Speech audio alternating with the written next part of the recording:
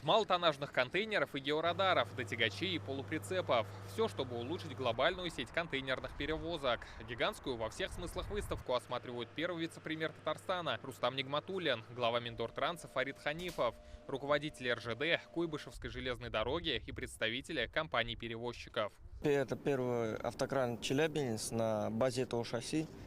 Урал-73-945 был представлен впервые в 2019 году на выставке в городе Миас. Гости собрались в Алабуге не случайно. Сегодня особая экономическая зона считается одной из лучших в Европе, говорят участники. Больше 150 миллиардов рублей инвестиций резидентов по итогам прошлого года, больше 8 тысяч новых рабочих мест, а также собственная логистическая инфраструктура с контейнерной площадкой и сервисом обработки грузов. Приветствую вас на одном из главных бизнес-событий транспортной отрасли Приволжского федерального округа. Развитие грузовых перевозок в новых экономических условиях – основной вопрос, который сейчас волнует рынок. На фоне санкций значительно изменились международные логистические потоки. Для Куйбышевской железной дороги они переориентировались на восточный полигон – страны Средней и Юго-Восточной Азии. При этом санкции стимулировали значительный рост перевозок в контейнерах.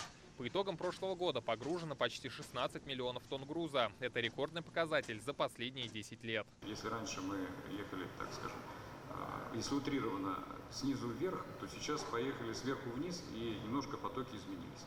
Раньше мы ехали в основном на Октябрьскую железную дорогу в порты северо-запада, то сейчас Азово-Черноморский бассейн, ну и, безусловно, Казахстан, Узбекистан, Таджикистан, Иран. Положительную динамику показывает Татарстан. В 2022-м выгрузка выросла на 20%. Это рекордный показатель. Такую высокую оценку работе республики дает руководство РЖД. Здесь очень четко видно, какие тренды сегодня наблюдаются в логистике.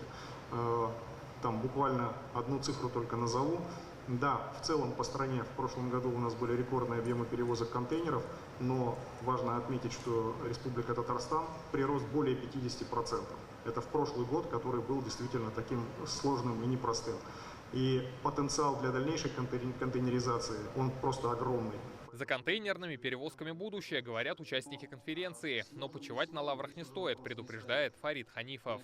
Мы не должны себе обманывать и тешить мысль, что у нас сегодня все в шоколаде. Далеко не так. Там, где формируются грузы, мы бы хотели видеть более четкую работу у самих грузоотправителей. Раз. Второе, мы бы хотели видеть четкую взаимосвязанную работу Куйбышевской и Поволжско-Уральской железной дороги 2. Мы бы хотели видеть четкую работу на погранпереходах, когда мы переходим с России на казахстанской территории 3. И тогда наш груз, иншаллах, доедет туда, куда надо. Соглашение подписывают начальник Куйбышевской железной дороги. И сегодня подписали соглашение между РЖД и компаниями Татарстана о сотрудничестве. Рамиль Галиуллин, Игорь Романов, ТНВ, Алабуга.